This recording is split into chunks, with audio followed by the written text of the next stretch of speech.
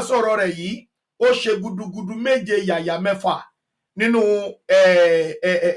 ìpè fún orílẹ̀-èdè Yorùbá tí èmi àti yín tí a jọ ń pè fún. Barrister Fashakin Sùláyè Olùgbàlà rẹ̀ títí ọjọ́ àjíǹde májọ̀kù májè kò lò ó tí wọ́n bá ń jẹ láèdè ọ̀run báyìí ni kò máa bá wọn jẹ. àwọn ọmọ Yorùbá nation apàdánù ènìyàn ńlá o nínú ìjàngbara ìdásílẹ̀ orílẹ̀-èdè Yorùbá. màmá yìí ṣubú lójú ìjà ni o. àwa ò a fẹ́ ọ ṣùgbọ́n Olódùmarè fẹ́ ọ jù wá lọ. a fẹ́ ọ. Hello dádì mi. Hello sir. Hello. Hello sir. Okay, mo fẹ́ play video fún màmá wa Fashakin, then after that mo máa pè yín. Ṣé ẹ wò mí live àbí? Ẹ wò mí live. Ó dáa, mo fẹ́ play video kan bí 3 minutes fún màmá wa Fashakin tí president Ìfẹ́lódùn ṣe. Then lẹ́yìn yẹn a máa bẹ̀rẹ̀ ètò. Ẹ ṣé gan dádì mi. Ẹ ṣé mo dúpẹ́. Ẹ̀yin èèyàn wa, video tí mo ní mo fẹ́ play, video yẹn ti ready. Ẹ jẹ́ play video yẹn látọwọ́ ààrẹ Ìfẹ́lódùn àpapọ̀ ọmọ Yorùbá. Asán láyé o, asán láyé, mo ní asán láyé, ló ń bẹ láyé ọ̀hún o, táwọn wò kókó máyé. Rí asán láyé o, ẹ má jẹ́ ká wò kókó máyé mọ́. Mo gbọ́ kàngó kàngó, ṣe ni mo gbọ́ kàngó kàngó. Mo màmá gbọ́ kàngó kàngó lágò mi dùn. Mo ní kí ló dé? Wọ́n ní erinwó. Àjànà ojúbú kò lè dìde o. Erin ti wó. Àjànà ojúbú kò lè dìde o. Mo ní kí ló dé? Wọ́n ló ti lọ. Mo ní ta ni? Wọ́n ló màmá ti lọ. Sọ́run àìkọ́ ó ti lọ. Mo ní ta ni? Wọ́n ní Barrister lọ́ọ̀yà mi o. Janet Fashakin ó ti lọ. Àyà mi já. Ọkàn mi bàjẹ́ o. Mo ní kí ló dé? Kí ló ṣẹlẹ̀ o? Kí ló ṣẹlẹ̀ tí kú fi pa Janet Fashakin o? Kí ló dé o? Wọ́n ní mọ̀mọ́ ti ṣubú. Mọ̀mọ́ ti lọ b'Elédùmarè ọba mi òkè. Ayé ṣe bá sán láyé. Ayé yìí asán ni. Òfò lórí òfò. Àbí ẹ̀rọ ayé bí ó ti lọ. Tàlẹ́ni tó lọ sẹ́. Yèyé Fashakin ó ti lọ. Ọmọ Ìjẹ̀ṣà òṣèré ó ti lọ. Yèyé Fashakin ó màmá ti lọ o. Akíkanjú obìnrin ó ti lọ. Akíkanjú ni ó ti lọ. Yèyé mi Fashakin tó bá dọ̀run má jọkùn má jẹ kòló. Ohun mèremère tí wọ́n bá ń jẹ láàdùdé ọ̀run ni kò bá wọn jẹ. Kòló òun ò bá wà ṣeré mọ́. Kò mà nóhun ò bá wà ṣẹgbẹ́. Kò nóhun ò bẹ́ẹ̀ bí ṣeré. Kò mà nóhun ò bọ́mọ sọ̀rọ̀ mọ́. Ikú ló yọwọ́ rẹ̀ láwo. Ikú ti gbẹ́ni rẹ̀. Alárùbáríkà obìnrin o. Ikú ti gbà á lọ́wọ́ wa. Igi wo? Àjànàkú ṣubú kò lè dìde o. Èrí ti ṣubú. Ẹ jọ̀ọ́ ẹ wà ní ẹ bá gbogbo ọmọ Yorùbá sọ̀rọ̀. Orin tẹ́ ẹ kọ fún ìyá wa Janet Fashakin ní ìṣẹ́jú méjì péré kẹ́ tó padà sínú ìpàdé yín yẹn, ẹ jọ̀ọ́ torí Ọlọ́run. Our life gbogbo ọmọ Yorùbá ló ń gbọ́ yín. Orin tẹ́ ẹ ń gbọ́ yìí ó ní ààrẹ Ìfẹ́lódùn àpapọ̀ ẹgbẹ́ ọmọ Yorùbá ìkànnì tí olóyè ọmọ Adéyẹmọ gbé kalẹ̀. Ó ní orin tẹ́ ẹ ń gbọ́ yìí, bàbá tó kọ orin yìí wọ́n fẹ́ bá gbogbo ọmọ Yorùbá sọ̀rọ̀ ní ìṣẹ́jú méjì lórí ikú tó pa lórí bí ìyá wa Janet Fashakin ṣe kú. Wọ́n fẹ́ bá màmá náà kẹ́dùn. Ohun wọn lẹ̀ ń gbọ́ lójú fọ́nrán yìí. Bàbá náà ti wà lórí kọ́ pẹ̀lú mi. Bàbá ẹ gbóhùn sókè ní ìṣẹ́jú méjì kẹ́ tó padà sí mítìn ẹ bá gbogbo ọmọ Yorùbá sọ̀rọ̀. Mo kí gbogbo ọmọ Yorùbá nílé lóko lẹ́yìn odi.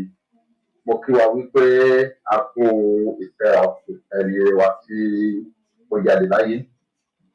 Lágbára Elédùmarè àní fi irú ẹ̀san fún wa. Ọlọ́run ẹgbẹ́ Elédùmarè máa bá wa dáwọ́ ìdí dúró. Torí wípé ohun tó bani lọ́kàn jẹ́ ni pé màjẹ̀sín tó gbé ògbé ẹ̀ lọ sí ọ̀run alákejì. Lóòótọ́ màmá náà ti gòkè àgbà bẹ̀rẹ̀ àfẹ́ ikú wọn ní àkókò yìí, àfẹ́ ikú ọmọ Yorùbá. Torí ìyá ìgbìyànjú mo lè tún wá fi àkókò yìí mo fi gbàládùá fún gbogbo ọmọ Yorùbá tí à ń sáré lọ́kùnún lósì wípé kí ilẹ̀ Yorùbá kó lè wá sí ìmúṣẹ, tó jẹ́ kó lè máa wá sí ìmúṣẹ láìpẹ́ láì jìnnà lágbára Ọlọ́run. Nígbà tí ògùn orílẹ̀-èdè Yorùbá bá wá sí ìmúṣẹ, wọn lè ṣe ẹdìdẹ ìṣẹ́jú kan fún gbogbo wa lágbára Ọlọ́run. Lágbára Ọlọ́run àwa la ń fẹ́ ẹ̀dùn fún ọwọ́ tó ń ṣe náà tó máa jèrè ẹ̀, ọkàn wa lè máa balẹ̀. Ẹ jọ̀wọ́ ohun tó burú gbà ní èrò tí a gbọ́ sí Ọlọ́run bá tó máa bá wa dá ẹ̀sìn tí ò ní jẹ́ kí irú ẹ̀ṣẹ̀lẹ̀ sí wa mọ́. Ọmọdé ìlú ni àwọ̀ pẹ̀lú gbogbo. Orúkọ ń tèmi ní ọmọọba Adédayọ̀ Joseph Ọ̀rọ̀dé tí mo jẹ́ gẹ́gẹ́ bí ààrẹ ìṣẹ́lódún àpapọ̀ ọmọ Yorùbá. Mo wá fi àkókò yìí náà kí wa. Mo wá fi àkókò yìí kí gbogbo ẹbí ìyá wa, barista wa, Janet Fashakin, kí gbogbo ẹbí wọn wípé wọ́n kó afẹ́ra kù. Ọlọ́run Olódùmarè á bá wa pa pẹ̀lú tó kò lójú òpó ọ̀run. Ẹ ṣé gan-an, mo dúpẹ́ lọ́wọ́ yín. Ẹ ṣeun gbogbo ọmọ Yorùbá, orin tí mò ń play lọ́wọ́lọ́wọ́ yìí tí ẹ̀ ń gbọ́ bàbá wa yìí ni wọ́n ṣe orin yìí jáde. Ọba mi òkè asán láyé o, asán láyé, mo ní asán láyé ló ń bẹ láyé ọ̀hún o, táwọn wò kókó máyé. Ẹ rí asán láyé o, ẹ má jẹ́ ká wò kókó máyé mọ́. Mo gbọ́ kàngó kàngó, ṣe ni mo gbọ́ kàngó kàngó.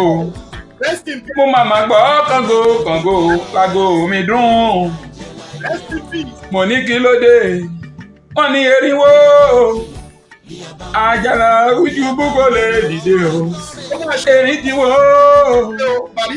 àjànà ojúbú kò lè dìde o. Mo ní kí ló dé, wọ́n ló ti lọ. Mo ní ta ni, wọ́n ló màmá ti lọ sọ́run àìkọ́ ó ti lọ. Mo ní ta ni, wọ́n ní barista lọ́ọ̀yà mi o, Janet Fashakin ó ti lọ. Àyà mi já, ọkàn mi bàjẹ́ o. Mo ní kí ló dé, kí ló ṣẹlẹ̀ o, kí ló ṣẹlẹ̀ tí kò fi pa Janet Fashakin o, kí ló dé o. Wọ́n ní mọ̀mọ́ ti ṣubú, mọ̀mọ́ ti lọ b'Elédùmarè ọba mi òkè. Ayé ṣe bá sán láyé, ayé yìí asán ni, òfò lórí òfò. Àbí ẹ̀rọ ayé bí ó ti lọ, tàlẹ́ni tó lọ sẹ́ Yèyé Fashakin ó ti lọ. Ọmọ Ìjẹ̀ṣà òṣèré ó ti lọ. Yèyé Fashakin ó màmá ti lọ o. Akíkanjú obìnrin ó ti lọ. Akíkanjú ni ó ti lọ. Yèyé mi Fashakin, tó bá dọ̀run má jọkùn má jẹ kòló. Ohun mèremère tí wọ́n bá ń jẹ láàdúgbò ọ̀run ni kò bá wọn jẹ. Kòló òun ò bá wà ṣeré mọ́, kò mà nóhun ò bá wà ṣẹgbẹ́, kò nóhun ò bẹ́ẹ̀ bí ṣeré, kò mà nóhun ò bọ́mọ sọ̀rọ̀ mọ́. Ikú ló yọwọ́ rẹ̀ láwo, ikú ti gbẹ́ni rẹ̀. Alárùbáríkà obìnrin o, ikú ti gbà á lọ́wọ́ wa. Igi wo àjànàkú ṣubú kò lè dìde o, èrí ti ṣubú. Ó ti lọ. Yèyé Fashakin ó ti lọ o, ó màmá ti lọ. Ilé ayé yìí o, asán láyé. Ká má wáyé máyà, ká má má wáyé máyà. lórílẹ̀ ayé èyí o asán láyé mọ̀mọ́ ti lọ Janet Fashakin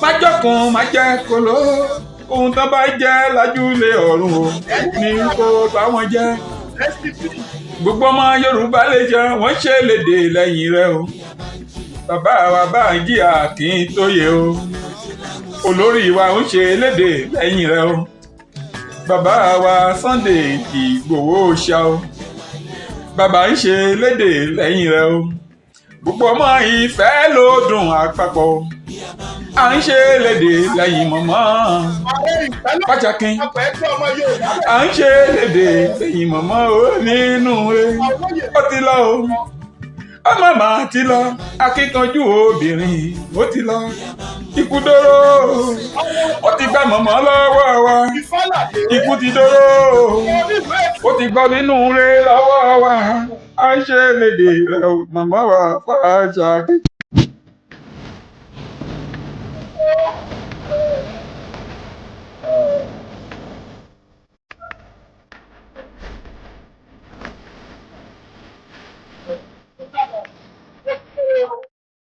Asán ẹ̀yin èèyàn mi mo kí gbogbo wa pátápátá jákèjádò àgbáláyé erinwó àjànàkú ṣubú kò lè dìde mo dúpẹ́ o ẹ̀yin ọmọ Yorùbá tí ẹ bá wa ń kọ rest in peace fún màmá wa onínúure màmá Fashakin akọni obìnrin màmá onínúure Ifálà màmá wa Barrister Fashakin bàbá wa Ifálàdé ni wọ́n kọ orin ẹ̀dùn ọkàn orin ìkẹ́dùn fún màmá wa Fashakin gbogbo ọmọ Yorùbá akú lédè o ẹni ire tó lọ kí ọba wa Èdùmàrè kó bá wa fi ọ̀run kẹ́ màmá Barrister Janet Fashakin kí Olódùmarè kó bá wa fi ọ̀run kẹ́ wọn màmá májọ̀kú májèkò ló ohun tí wọ́n bá jẹ láyè di ọ̀run báyìí ni kó máa bá wọn jẹ gbogbo wa pátápátá là ń ṣe lédè lẹ́yìn rẹ o èmi àrólé ọmọ bàbá tẹ́ntẹ́n olúmọ ẹ̀kọ́ balọ́lá JP ó ṣe lédè lẹ́yìn rẹ̀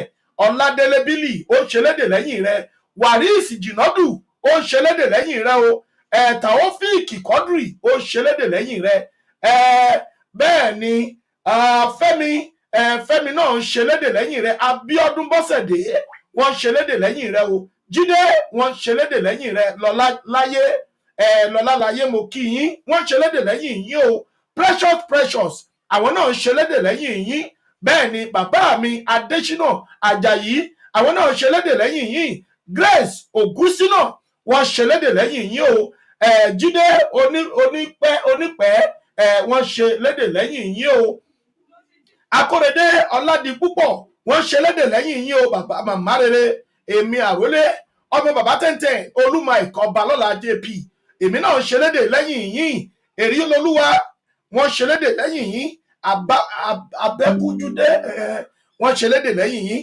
gbogbo Yorùbá nation pátápátá à ń ṣe lédè lẹ́yìn yín o Sunday Demi àwọn náà ń ṣe lédè lẹ́yìn yín o gbogbo ọmọ Yorùbá lápapọ̀ wọ́n ṣe lédè lẹ́yìn yín bẹ́ẹ̀ ni kí ló ń ṣẹlẹ̀ àwọn náà ṣe lédè lẹ́yìn yín o Francis Ládé wọ́n ṣe lédè lẹ́yìn yín Ayọ̀míkún àwọn náà ṣe lédè lẹ́yìn yín màmá rere Àdùnní Adéwùmí Ayọ̀ wọ́n ṣe lédè lẹ́yìn yín wọ́n ní rest in peace màmá gbogbo ọmọ Yorùbá ń ṣe lédè lẹ́yìn yín o gbogbo ọmọ Yorùbá ní tilé toko wọ́n ṣe lédè lẹ́yìn yín màmá rere májọ̀kú májèkò ló ohun tí wọ́n bá jẹ láyè di ọ̀run báyìí ni kò máa bá wọn jẹ màmá rere ẹ̀yin èèyàn mi adúpẹ́ lọ́wọ́ Elédùmarè pé màmá yìí òkùnkùn ẹ̀sìn ó fọwọ́ rọrí kú náà ni kí Olódùmarè ọba kó bá wa tẹ́ wọn sí afẹ́fẹ́ rere Adékúnlé Tajudeen Awóyẹmí àwọn náà ń ṣe lédè lẹ́yìn yín wọ́n ní rest in peace Janet Fashakin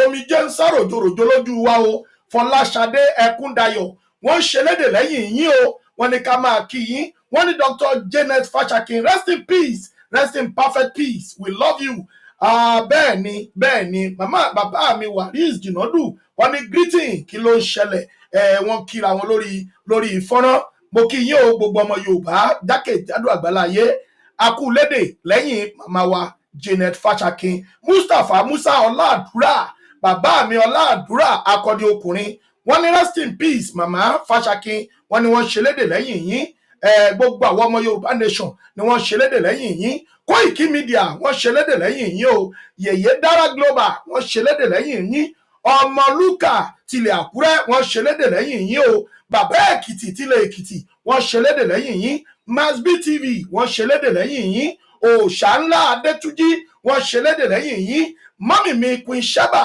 wọ́n ṣe lédè lẹ́yìn yín o, gbogbo ẹgbẹ́ World Media Organization wọ́n ṣe lédè lẹ́yìn yín.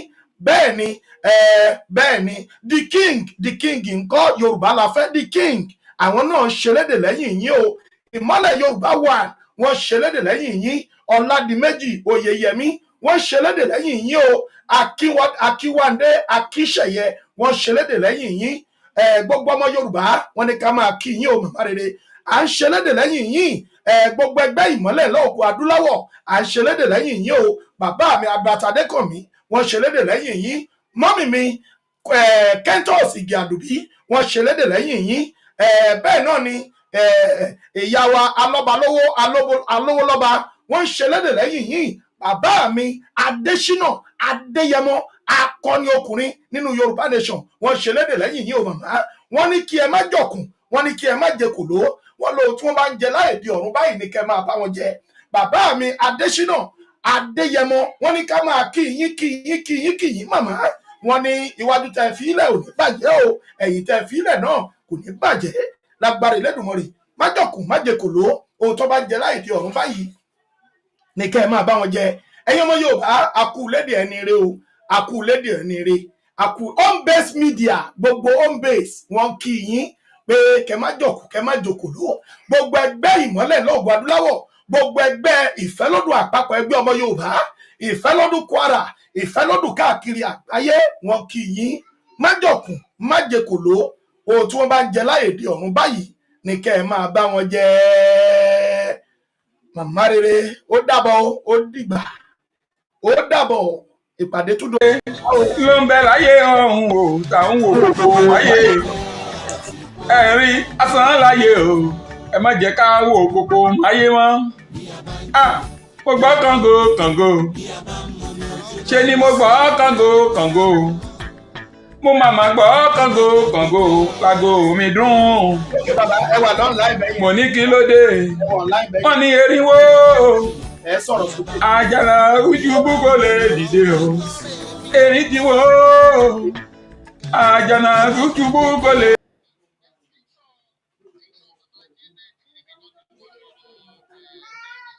Yeah.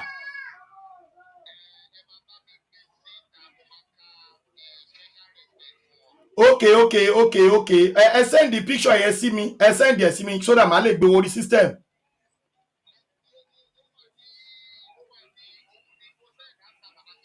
Okay. Màá bá yín gbé jáde nsìn. All right, sir.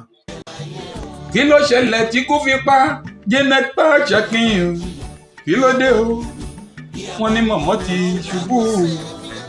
Mọ̀mọ́ ti lọ b'Ẹlẹ́dùmarè ọba mi òkè. Ayé ṣe bá sán láyé.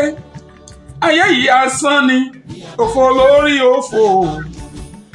Àbí ẹ̀rọ ayé bí ó ti lọ. Tàlẹ́ni tó lọ sẹ́ẹ̀. Yèyé Fáṣàkìn ó ti lọ. Ọmọ Ìjẹ̀ṣà òṣèré ó ti lọ. Yèyé Fáṣàkìn ó màmá ti lọ o. Akíkanjú obìnrin ó ti lọ. Akíkanjú ni ó ti lọ. Yèyé mi Fáṣàkìn, tó bá dọ̀run má jọkùn má jẹ kòló. Ohun mèremère tí wọ́n bá ń jẹ láàdúdé ọ̀run ni kò bá wọn jẹ. Kòló òun ò bá wà ṣeré mọ́. Kò mà nóhun ò bá wà ṣẹgbẹ́, kò nóhun ò bẹ́ẹ̀ bí ṣeré, kò mà nóhun ò bọ́mọ sọ̀rọ̀ mọ́. Ikú ló yọwọ́ rẹ̀ láwo, ikú ti gbẹ́ni rẹ̀. Alárùbáríkà obìnrin o, ikú ti gbà á lọ́wọ́ wa. Igi wo àjànàkú ṣubú kò lè dìde o, èrí ti ṣubú. Ó ti lọ. Yèyé Fáṣàkìn ó ti lọ o, ó màmá ti lọ. Ilé ayé yìí o, asán láyé. ká má wáyé máyà ká má má wáyé máyà lórílẹ̀ ayé èyí o asán láyé mọ̀mọ́ ti lọ Janet Fashakin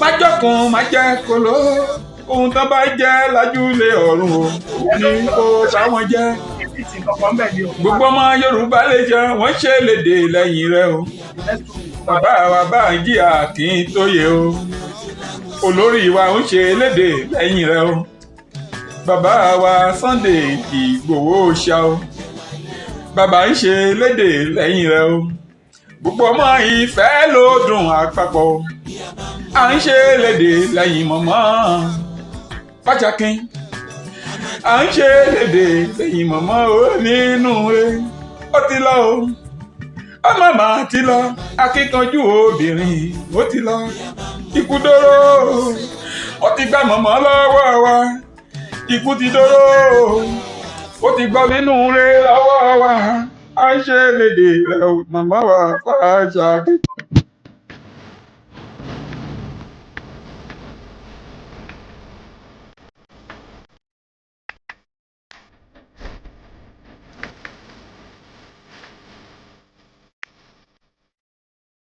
Asán láyé o, asán láyé, mo ní asán láyé, ló ń bẹ láyé ọ̀hún o, táwọn wò kókó máyé. Ẹ̀rí asán láyé o, ẹ má jẹ́ ká wò kókó máyé mọ́. Mo gbọ́ kàngó kàngó, ṣe ni mo gbọ́ kàngó kàngó. Ẹ ṣeun mo dúpẹ́ o. A fẹ́ gbé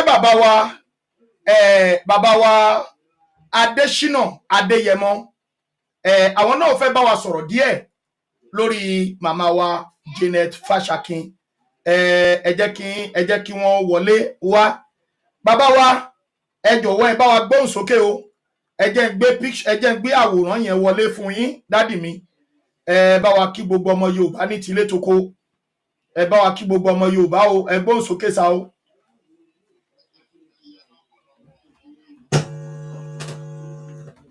Tilẹ̀ tọkọ mo kí wa àánú Ọlọ́run àti ààbò rẹ̀ á wà pẹ̀lú wa ilẹ̀ Yorùbá orílẹ̀-èdè Yorùbá tí à ń lépa á ṣeé ṣe lágbára Elédùmarè àádẹ́kẹ̀rẹ́ oko délé èyí tó ṣẹlẹ̀ yìí á jẹ́ àfimọ́ lágbára Elédùmarè ẹ ṣe púpọ̀. Ẹ ṣeun bàbá wa kí ni ẹ rí sọ lórí ikú màmá wa Janet Fashakin ká tó tẹ̀síwájú nínú ètò wa tòní ẹ ṣé mo dúpẹ́ o. Now Mama Janet she's a general, she's one of the Yoruba nation general. And bí ẹ ṣe bá wa gbé àwòrán wọn síta yẹn from the office of Baba Akintoye and from RBE Virtual Bank, we want to give her the last and the due respect. Náà tẹ̀mọ́ orílẹ̀-èdè Yorùbá ní èdè English nítorí pé ní Amẹ́ríkà tí wọ́n wà èdè English ni wọ́n sọ màá kà ní èdè English kí àwọn èèyàn tó wò wá lọ́hùn-ún tí wọ́n ń ṣọmọ orílẹ̀-èdè Yorùbá kán lè mọ ohun tí ìyá yìí tí ó dúró lé lórí tí ó gbàgbọ́ tí ó dúró lé lórí. She is a general and we are giving her a due respect from the office of Professor Adebanji, Emeritus Adebanji Stephen Akintoye. And from the RBE Virtual Bank, Bishop Adesina being the CEO, we are giving her the respect.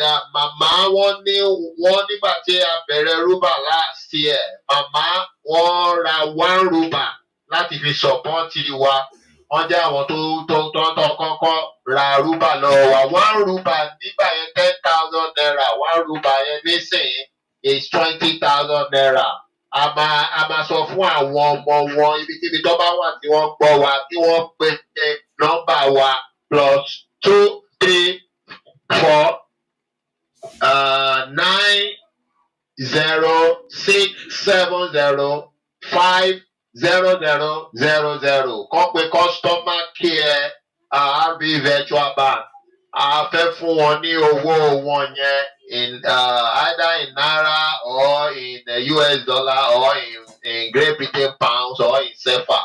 But the value of the ruba is $12, and the value of that money in naira now is 20,000 naira. So after kí àwọn èèyàn wọn kọ́ pè wá kí a lè fún wọn ní owó wọn dé. She have one ruba with us, and we are ready to give the children the money. That's so Amaka national anthem Yorùbá kíbi táwọn èèyàn wa bá wà ẹ jẹ́ ká fi ọ̀wọ̀ fún anthem yìí bí a ṣe ń kà bí a ṣe ń wo jẹ́nẹ́ra wa. Tẹ́ bá wá kà tó èmi náà bá yín play pledge wa ní èdè Gẹ̀ẹ́sì náà pledge wa náà ń bẹ lédè Gẹ̀ẹ́sì ń bí ta máa tún kà tí gbogbo àgbáyé náà máa tún gbọ́. Tọ́lẹ̀ pọ̀ oya I start now. You can cut the page. I start now. All right. Yeah. Oh yeah, go okay. Our responsibility for our nationality is to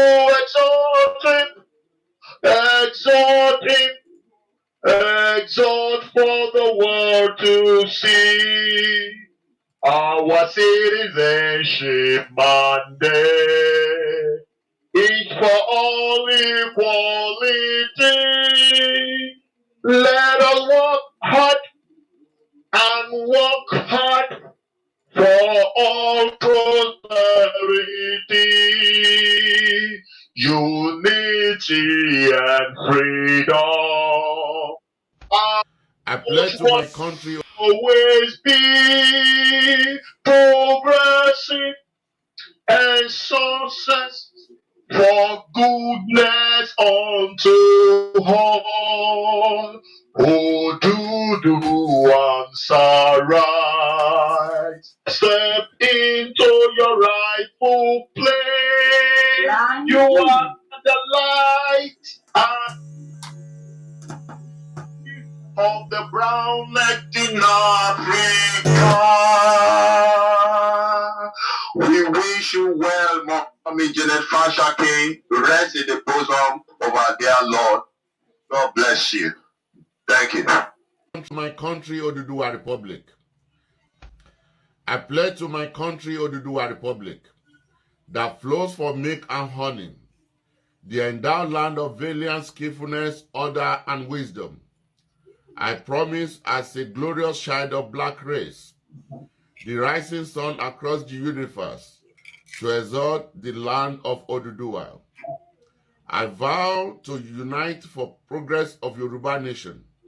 I testify that I will not betray nor plot against the unity or forwardness of my country.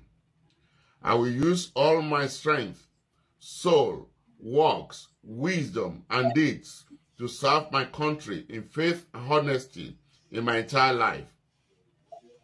All the labor of our past heroes and heroines shall never be in vain through me and my coming generations.